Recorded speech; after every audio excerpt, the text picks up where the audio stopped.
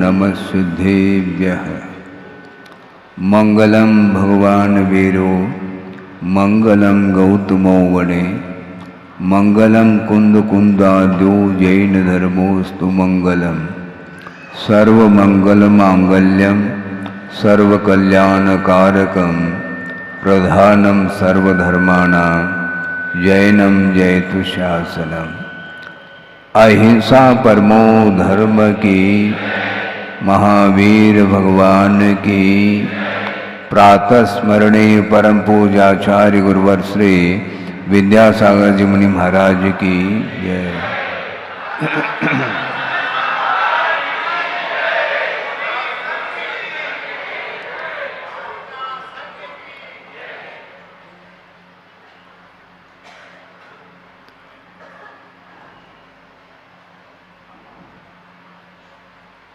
आप लोग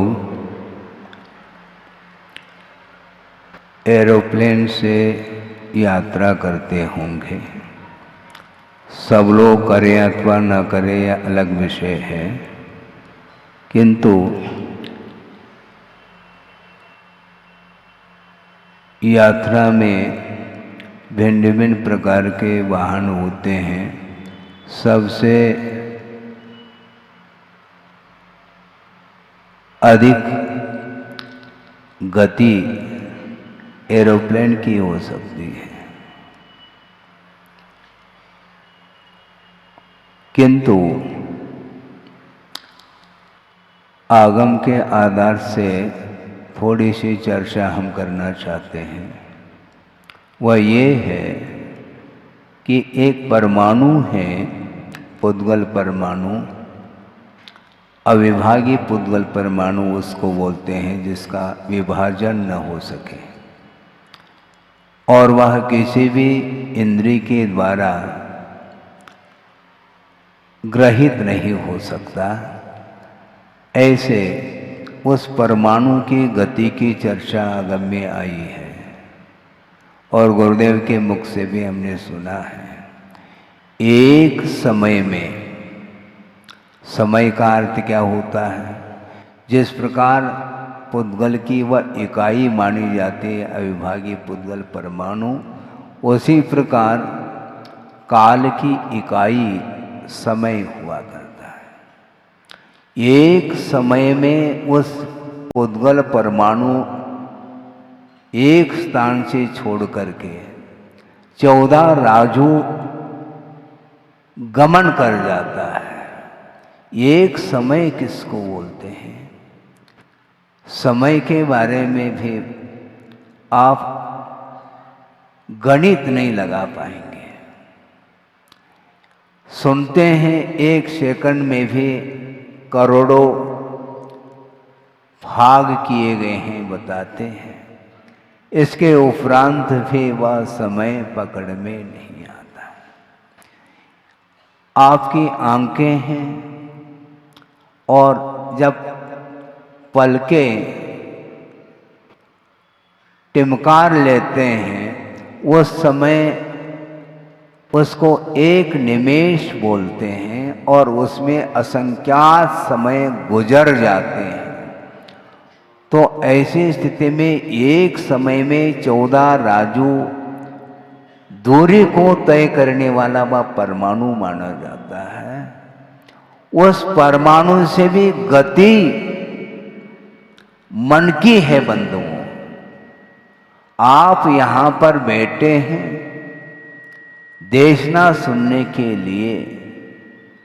आपका शरीर बैठा हुआ है, किंतु आपका मन बैठा है क्या नहीं बैठा है यह मेरे बुद्धि का विषय नहीं है।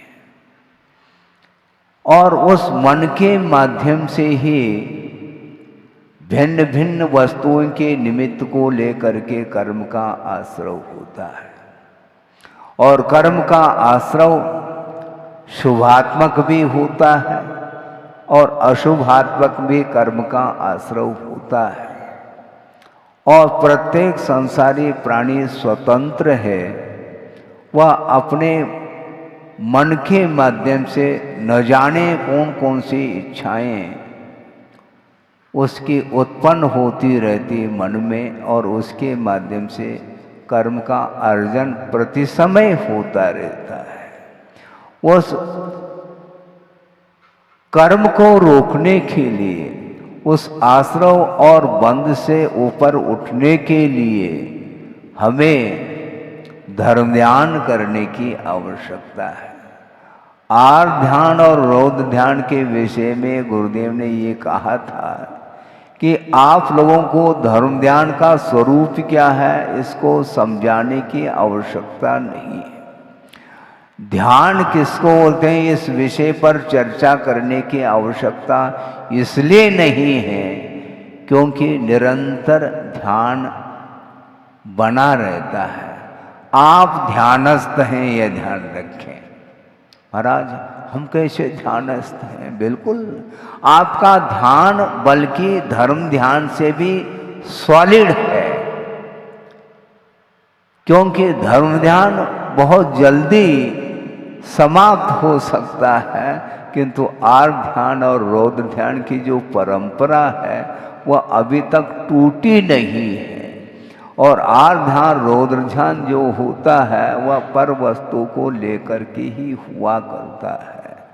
इसलिए हमें धर्म ध्यान करना है तो सर्वप्रथम आर्य ध्यान की जो मात्रा है, रौद्र ध्यान की जो मात्रा है, परसेंटेज जिसको बोलते हैं, उसको कम करने का पुरुषार्थ करना चाहिए।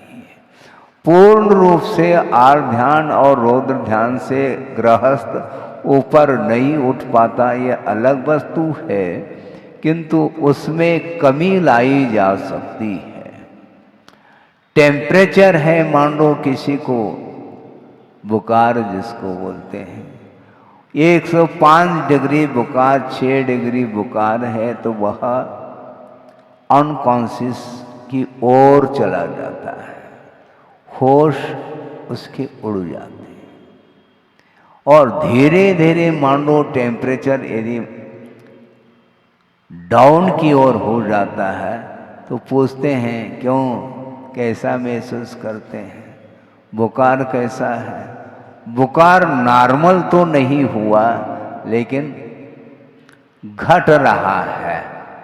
और धीरे धीरे जैसे जैसे टेम्परेचर में कमी आती है तो वह अपने आप को क्या महसूस करता है, थोड़ा रिलीफ अनुभव होता है उसको।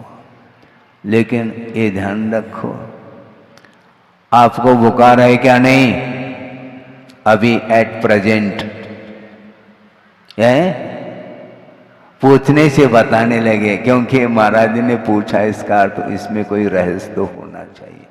आप सबको बुखार है, हैं? थर्मामीटर से नापेंगे, मान लो उसमें 97-98 बुखार आएगा, वो बुखार है क्या? नहीं। यदि वह भी डाउन हो जाए तो मुश्किल हो जाएगा। टेम्परेचर के बिना आप जी भी नहीं सकते, और टेम्परेचर मान लो हाई टेम्परेचर हो जाए तो उस समय भी आपकी स्थिति बहुत, आप मुश्किल में आ जाएंगे। वो इसी प्रकार मन के माध्यम से, मन इतना तपा हुआ है, संतप्त है, और उसके माध्यम से कर्म का आश्रव प्रति समय होता रहता है। महाराज उस प्रकार के कर्म के आश्रव को रोकने के लिए कोई उपाय है क्या? पूर्णायु में है। हाँ, पूर्णायु में बिल्कुल उपाय है। इसलिए गुरुदेव ने उस प्रकल्प को सामने रखा है। एलोपैथी के माध्यम से, अन्य बहुत सारे पैथी हो सकते हैं, उसके माध्यम से भी रोग मुक्त होने के लिए आप ट्रीटमेंट लेते हैं, मेडिसिन आदि ले लेते हैं, किंतु उससे भी अच्छा मेडिसिन तो आयुर्वेदिक है। और आयुर्वेदिक के साथ साथ एक नेचुरोपैथी भी है, और नेचुरोपैथी में भी वही चिकित्सा होती है मान लो किसी को वात का प्रकोप हो गया है, पित्त का प्रकोप हो गया है, कफ प्रकोपित हुआ है, तो उसका भी ट्रीटमेंट हो जाता है आयुर्वेदिक और साथ साथ नेचुरोपैथी के माध्यम से। और नेचुरोपैथी में जब चिकित्सा होती है उस समय हमने देखा है कि लगभग 2 मिनट के लिए गर्म पट्टी रखी जाती है और 1 आध मिनट के लिए ठंडी पट्टी भी रखी जाती है। निरंतर गर्म पट्टी का प्रयोग करेंगे तो भी ठीक नहीं माना जाता है, और लगातार ठंडी पट्टी का भी यदि मान लो प्रयोग करते हैं तो निश्चित रूप से डाइजेशन जिसको बोलते हैं, जठराग्नि मंद होती चली जाती है। इसलिए आचार्य कभी कभी आप लोगों के लिए गर्म पट्टी का प्रयोग करते हैं, कभी कभी ठंडी पट्टी का भी प्रयोग करते हैं। और होना चाहिए, यदि आप सोने लग जाएंगे तो गर्म पट्टी की आवश्यकता है, यदि नहीं सोते हैं तो बहुत अच्छी बात है, ठंडी पट्टी के माध्यम से ट्रीटमेंट हो जाएगा। इसलिए हम ये कहना चाहते हैं, आप बैठे हैं प्रभु के समीप, मंदिर में भी आप बैठे हैं, पूजन अर्चना आदि आप कर रहे हैं, किंतु उस समय आपका मन भी वही होना चाहिए, क्योंकि मन की गति के बारे में अभी आपके सामने बात रखी। एक समय में वह 14 राजू पार कर जाएगा।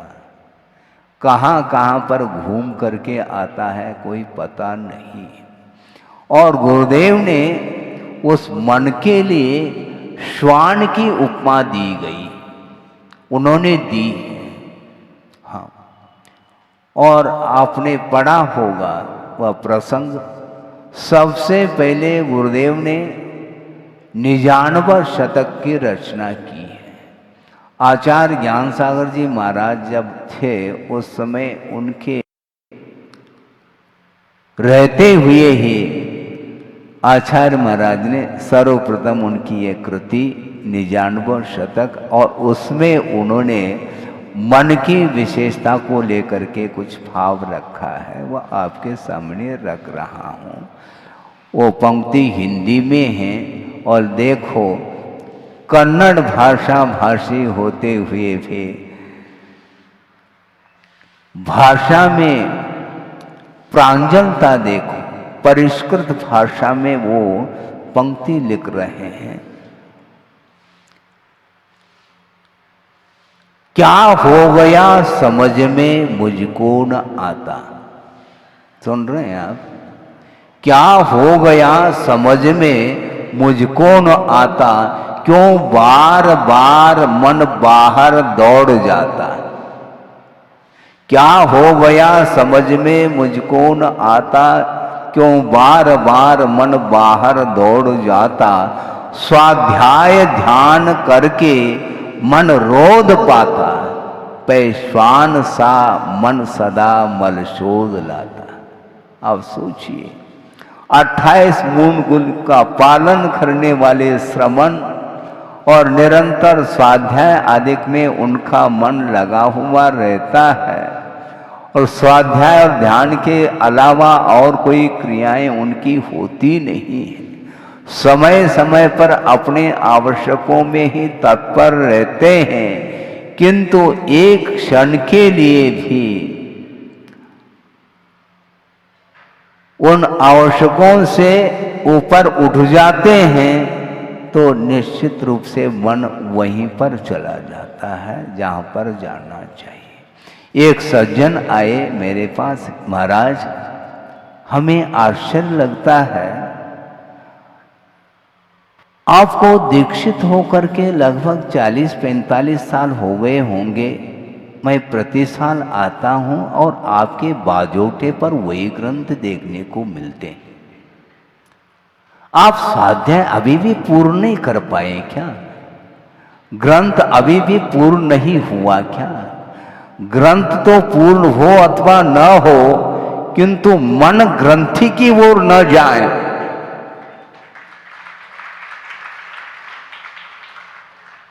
इसलिए अभीक्ष्ण ज्ञानोपयोग की बात आगमकारों ने रखी है। निरंतर अपना उपयोग देव शास्त्र गुरु में यदि निरंतर लगा रहता है तो पंचेंद्र के विषय याद नहीं आते। तत्व चर्चा में भी हमने बात रखी थी कि उसी प्रसंग को और रखना इसलिए चाह रहा हूं कि मध्याह्न में थोड़ी सी उपस्थिति कम होती है और महिलाओं की उपस्थिति तो लगभग बनी रहती है। और आप लोगों की उपस्थिति क्यों नहीं बनी रहती कहने की कोई आवश्यकता है नहीं। हाँ, दुकानदार हैं आप, और गुरुदेव ने क्या कहा, दुकानदार का अर्थ क्या होता है? दो कानदार होता है। हाँ, दोनों कान आपके सक्रिय रहते हैं। और महाराज इन दोनों में दुकान रफ्तार से चल रही है। अच्छा, चलते वो चक्के लगे, चाक लगे, उसमें चल रही है, अर्थात अच्छा चल रहा है, तो उसमें आपका मन लगा रहता है। इसलिए सिद्धांत की चर्चा आप लोगों के सामने नहीं रख पाता, उसी विषय को आपके सामने रख रहा हूं। पूज्यपाद स्वामी ने स्पष्ट किया है कि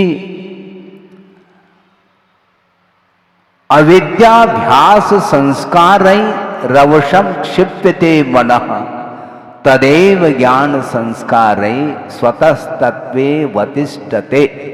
इसका अर्थ ये है, अनादिकालीन अविद्या के अभ्यास के फलस्वरूप, उसके संस्कार के फलस्वरूप आपका मन शीघ्र ही विक्षिप्तता का अनुभव करता है। मन विक्षिप्त हो जाता है, क्षुब्ध हो जाता है, मन विकृत हो जाता है। किंतु तदेव ज्ञान संस्कार है, वही मन सम्यक ज्ञान के संस्कार के माध्यम से स्वतः इन्हें अपने आप तत्वे अवतिष्ठते, स्वरूप में वह ठहर जाता है। खेल नहीं, अपने स्वरूप में अपने मन को केंद्रित करना, तत्व के स्वरूप में केंद्रित करना, पदार्थ के स्वरूप की ओर दृष्टि जाना, ये खेल नहीं है और आपके लिए तो असंभव है ही, बल्कि गुरुदेव का कहना है श्रवण के लिए भी बहुत कठिनाई होती है मन को केंद्रित करने के लिए। इसलिए वो हमेशा एकांत में ही रहना पसंद करते हैं। महाराज, आप तो जबलपुर बीच सेंटर में बैठे हैं, आपको एकांत कैसा महसूस होता होगा? है बड़े बाबा के चरणों में तो एकांत महसूस हो सकता है, और उसमें भी भीड़ वहाँ पर भी आती है, तो अन्यत्र जा कर के एकांत का अनुभव कर सकते हैं। महाराज, यहाँ पर कैसे करते होंगे आप? यही तो कला सिखाई है गुरुदेव ने, भीड़ में रहो, भीड़ में रहो, किंतु प्रभावित नहीं होना चाहिए। और जगत को शून्य करने की यदि कोई कला है तो अपनी दृष्टि को नासाग्र पर रखेंगे तो निश्चित रूप से वह कमानियां भी वो दिखाई थोड़ी देगा। कमानिया गेट हम आंखें खोलते हैं तो सामने व्यक्ति दिखाई पड़ते हैं। देखने में आना अलग वस्तु और देखना अलग वस्तु, इन दोनों में भी अंतर है। सभा देखने में आ रही है किंतु हमारा कोई उपयोग उस ओर नहीं है, देखने में आ रही। गौर करने का नाम विशेष आकर्षण है। आप लोग देखते नहीं, मुड़ मुड़ करके देखते हैं, इसका अर्थ आप गौर करना चाहते हैं।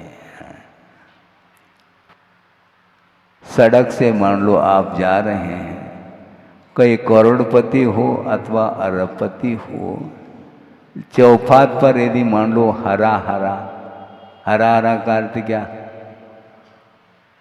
कोई पेड़ का पत्ता नहीं, हरा हरा कोई नोट देखने में आ जाए तो मान लो पैरालिसिस भी है तो वह झुक करके ले लेता है।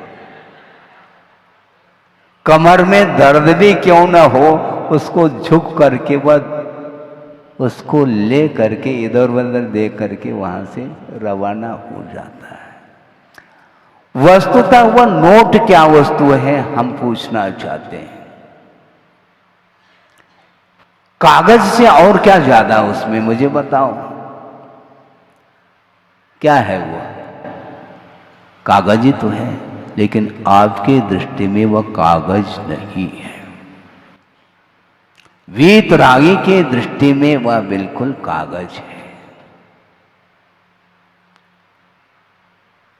इसी को बोलते हैं वस्तु वही है, किंतु एक के लिए आश्रव अथवा बंध के लिए कारण सिद्ध हो रहा है वह नोट, और वही नोट वीतरागी के लिए कोई सामान्य वस्तु है, उसमें कोई भी अंतर नहीं है।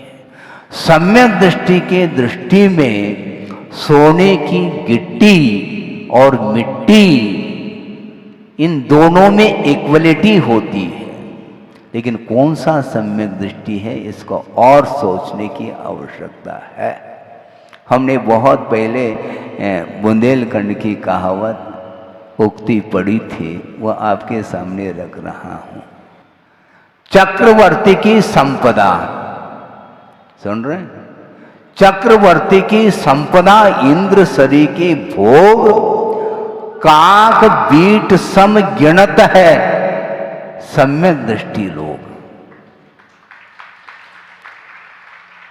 लेकिन यह उक्ति सबके लिए लागू नहीं हो सकती। आप जितने भी सभा में बैठे हैं उन सबको मैं सम्यक दृष्टि घोषित कर रहा हूं, और है बिल्कुल ठीक है, किंतु सराग सम्यक दृष्टि अलग है और वीतराग सम्यक दृष्टि अलग है। पंचेंद्रिय के जो विषय हैं वे सारे के सारे निर्जरा के लिए कारण है, इस प्रकार कुंद कुंद देव ने समाचार ग्रंथ में उल्लेखित किया है। सम्यक दृष्टि का भोग निर्जरा के लिए कारण। महाराज हम भी तो सम्यक दृष्टि हैं, आपने ये घोषणा करी है, बिल्कुल ठीक है, किंतु वह सम्यक दर्शन सराग सम्यक दर्शन भी होता है और वीतराग सम्यक दर्शन भी होता है। और वीतराग सम्यक दृष्टि के लिए ही सारे सारे पदार्थ निर्जरा के लिए कारण बन जाते हैं।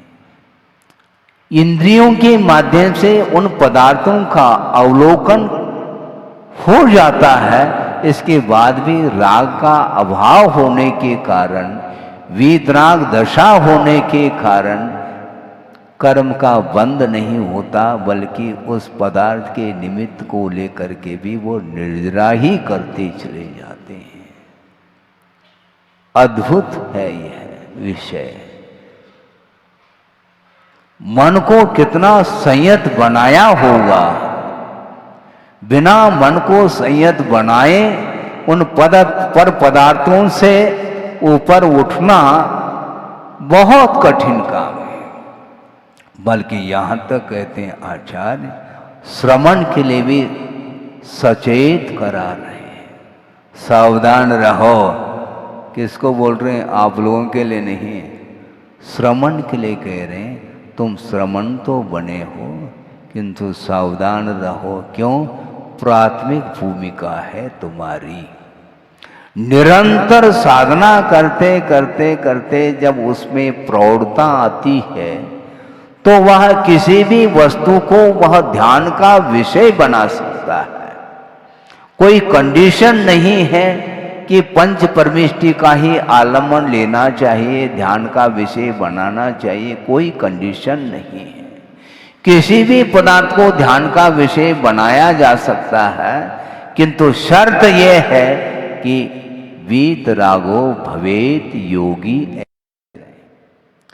योगी बन गया है, किंतु वीतरागता यदि है तो कोई भी पदार्थ उसके लिए ध्यान के विषय बन सकते हैं, क्योंकि ज्ञेय भी होता है, हे भी होता है और उपादेय भी होता है। ये तीन हैं। ये हे का अर्थ छोड़ने योग्य पदार्थ माने जाते हैं, जो कि पंचेंद्रिय के विषय माने जाते हैं, और उपादेय का अर्थ ग्रहण करने योग्य जो पदार्थ है वह शुद्ध परमात्मा तत्व पदार्थ माना जाता है।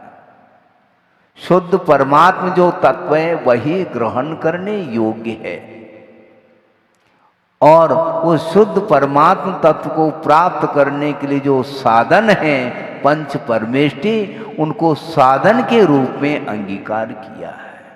इसलिए प्रारंभिक अवस्था में श्रमण भी पंच परमेष्टि की ही आराधना करते रहते हैं, अपने मन को केंद्रित करते हैं। पंच परमेष्टि का आलम्बन एक क्षण के लिए भी छोड़ देते हैं तो निश्चित रूप से वह मन, जिसको श्वान की उपमा दी है गुरुदेव ने, स्वाध्याय ध्यान करके मन रोध पाता, पैश्वान सा मन सदा मलशोध लाता। श्वान अर्थात कुत्ता होता है, और उसके गले में क्या है? पट्टा, पट्टा बोलते हैं, हाँ, गले में पट्टा बांध दिया और जंजीर हाथ में ले रखा एक व्यक्ति है, और उस श्वान के लिए प्रतिदिन माल मिल रहा है? माल समझते हैं? उसके लिए मिठाई खिलाई जा रही है। मनुष्य के लिए मिलना दुर्लभ जैसा हो रहा है, और वह प्रतिदिन वह मिठाई का सेवन कर रहा है, किंतु जो ही उस गले से पट्टा निकल जाए तो वह नाली नाली सूंघता हुआ चला जाता है। इसको बोलते हैं, क्योंकि संस्कार अतीत के हैं, वो वहीं जाता है जहाँ पर दुर्गंध है, वह सूंघता सूंघता चला जाता है, मल आदि का ही सेवन कर लेता है। उसी प्रकार संसारी प्राणी की दशा है कि मन बहुत जल्दी गाफिल हो जाता है। इसलिए मन को केंद्रित करने के लिए ही ये सारे साधन हैं।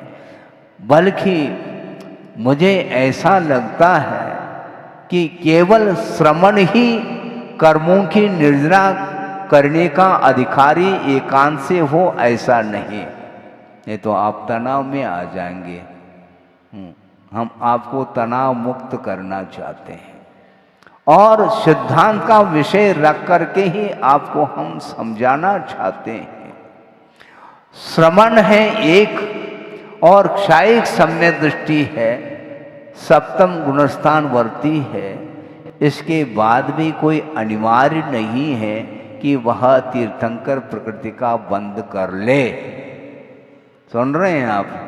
किंतु एक सामान्य श्रावक सम्यक दृष्टि, सराग सम्यक दृष्टि है, और उसमें भी क्षोभम सम्यक दर्शन है, और वह केवली श्रुत केवली के पाद मूल में वह तीर्थंकर प्रकृति का बंद कर रहा है। महाराज, तो आपसे भी हम बड़े हो गए हैं, कथनचित हैं, इसमें क्या दिक्कत है? हाँ, यही तो अनेकांत है। और गुरुदेव ने उदाहरण भी दिया है कि एक 10th क्लास में छात्र है, और वह परीक्षा में पास हुआ, मात्र पास ही नहीं हुआ, मेरिट में आया है। कक्षा कौन सी है? कक्षा 10th क्लास। और एक एमए का छात्र है, वह पासिंग मार्क लेकर के आया है, तो राष्ट्रपति पुरस्कार किसको मिलेगा मुझे बताओ? एमए के छात्र को मिलेगा क्या 10वीं कक्षा के छात्र को मिलेगा। बोलो तो 10वीं कक्षा के छात्र को, क्योंकि ज्ञान का स्तर बढ़ा हुआ है। कक्षा अलग वस्तु, किंतु जिस कक्षा में वह है उस कक्षा में जो ज्ञान का स्तर है वह बिल्कुल चरम सीमा को छू रहा है उस कक्षा की अपेक्षा। उसी प्रकार अप्रमत्त गुणस्थानवर्ती भले ही मुनि महाराज रहा आवे, क्षायिक सम्य दृष्टि भी रहा आवे, किंतु तीर्थंकर प्रकृति के योग्य परिणाम हो अनिवार्य नहीं, हो भी सकते हैं और नहीं भी हो सकते हैं।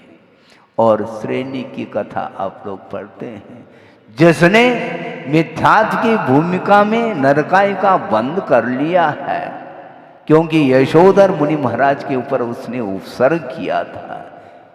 तीव्र संक्लेश परिणाम के कारण सप्तम पृथ्वी का बंद कर लिया, किंतु रानी चेलना ने उस उपसर्ग को दूर किया। और दूर करने के उपरांत जब ध्यानस्थ थे यशोधर मुनि महाराज, ध्यान से जब निवृत्त होते हैं तो वहीं पर श्रेणिक भी खड़ा है और चेलना भी खड़ी है, और दोनों ने नमस्तु कहा है। और यशोधर मुनि महाराज ने धर्म वृद्धिरस्तु कहा। उनके पास कोई वैर नहीं, प्रतिशोध की कोई भावना नहीं, चाहे वह सैनिक हो चाहे चलना हो, सबका कल्याण हो। इस प्रकार कल्याण की दृष्टि से धर्म वृद्धिरस्तु का आशीर्वाद दिया है।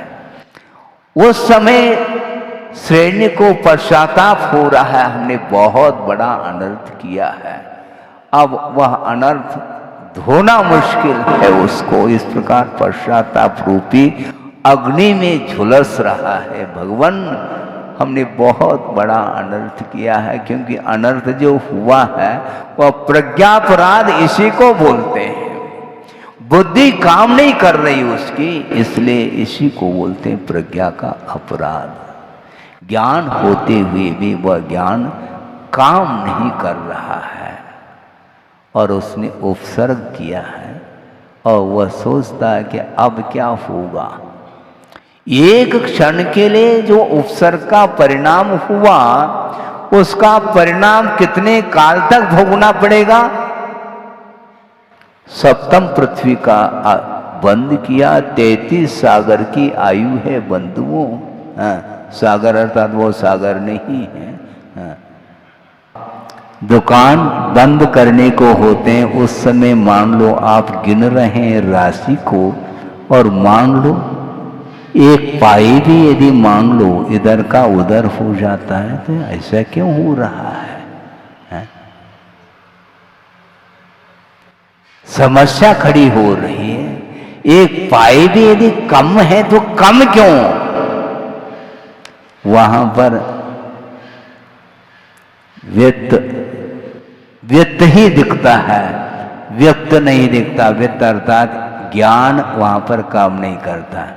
वित्त का अर्थ धन भी होता है और वित्त का अर्थ सम्यक ज्ञान भी होता है। उस समय वित्त ही वित्त देखने में आता है। वित्त अर्थात ज्ञान काम नहीं करता, क्योंकि वहां का वातावरण ही इस प्रकार का है। कोई बाधा नहीं, आप कमाओ ठीक, कोई बाधा नहीं, किंतु जो कुछ भी राशि अपने लिए आवश्यक है उसको रख करके, और जो कुछ भी शेष वित्त है उसका सदुपयोग करना चाहिए। शास्त्र के प्रकाशन में, जनालय के निर्माण में, और गुरुदेव ने जो पूर्णायु सामने रखा चिकित्सालय के क्षेत्र में, शिक्षा के क्षेत्र में, दया के क्षेत्र में उस वित्त का यदि सदुपयोग होता है, फिर कहना ही क्या है। इसलिए आप ज्यादा विकल्प नहीं करना। आप गृहस्थ जरूर हैं, किंतु एक श्रवण से भी ज्यादा किसी विवक्षा से आप ऊपर उठे हुए हैं, इसमें कोई दो राय नहीं। इसलिए ज्यादा समय हमारे पास भी नहीं है, क्योंकि एक समय में असंख्यात गुणी निर्जरा होती है। और भिन्न भिन्न आवश्यकों के माध्यम से निर्जरा करने में श्रमण तत्पर रहता है। इसलिए जितना आवश्यक है उतना ही देना चाहिए, क्योंकि कुंद कुंद स्वामी ने क्या कहा मालूम है? जिनेंद्र भगवान के जो वचन हैं, आप सुन रहे हैं, जिनेंद्र भगवान के वचन औषधि के काम में आते, और औषधि जो ली जाती है वो पेट भर करके नहीं, वह खुराक नहीं, वह भोजन नहीं है। अनुपात से ही दवाई ली जाती है। इसी प्रकार अनुपात से ही हम आपके सामने परोसना चाहते हैं। ज़्यादा यदि परोस दें तो फिर बाद में उसका उपयोग होना चाहिए। ज्ञान का उपयोग करिए, वित्त का उपयोग करिए, अपने शारीरिक बल का भी उपयोग करिए, मन से, वचन से और कायिक चेष्टा के माध्यम से शुभात्मक जो कर्म का आश्रव है वह हमारे लिए हानिकारक नहीं, क्योंकि तीर्थंकर प्रकृति जैसे सात से पुण्य का जो आश्रव या बंद करने का जो अवसर आता है वह गृहस्थ को भी आ सकता है। शर्त है सम्यक दृष्टि होना चाहिए। कोई भी सम्यक दृष्टि हो वह तीर्थंकर प्रवृत्ति का बंद कर सकता है, किंतु आज वर्तमान में नहीं कर सकता कोई भी। न हम कर सकते हैं न आप कर सकते हैं, क्योंकि केवली श्रुत केवली का पादमूल वर्तमान में नहीं है। इसलिए जहां कहीं भी तीर्थंकर अथवा केवली श्रुत केवली हो वहाँ पर हमारे लिए जाने का अवसर प्राप्त हो। बल्कि गुरुदेव का ये कहना है, मुझे तीर्थंकर बनने का कोई विकल्प नहीं, किंतु तीर्थंकर के समोचन में किसी कोने में मुझे स्थान मिल जाए हमें पर्याप्त है, क्योंकि हमें मोक्ष प्राप्त करना है। और तीर्थंकर बिना बने भी मुक्ति मिल सकती, कोई बाधा थोड़ी। और तीर्थंकर जो बनते हैं उनके माध्यम से विश्व का कल्याण हो सकता है, होता है, किंतु हमारा कल्याण तो हो जाए कम से कम, फिर बाद में विश्व कल्याण करने की क्षमता हमारे अंदर हो तो होता चला जाएगा। बल्कि यहाँ तक कहते हैं आचार्य तीर्थंकर भी आ जाए, किंतु आपके अंदर यदि रुचि नहीं है तो वह कार्य संपादित नहीं होने वाला है। इसलिए संक्षेप में मैं इतना ही कहना चाहता हूँ, मन की गति को आप ध्यान में रखेंगे और अपने आप के मन को संयत बनाने का पुरुषार्थ करेंगे, उसी के माध्यम से संसार का विच्छेद हो सकता है। हो इस पवित्र भावना के साथ अहिंसा परमो धर्म की जय। बोधि समाधि परिणाम शुद्धि स्वात्मोपलब्धि शिव शोक सिद्धि चिंतामणिम चिंतित वस्तुदाने त्वामंद मानस्य ममास्तुते। परम पूज्य आचार्य गुरुवर श्री विद्यासागर जी महाराज।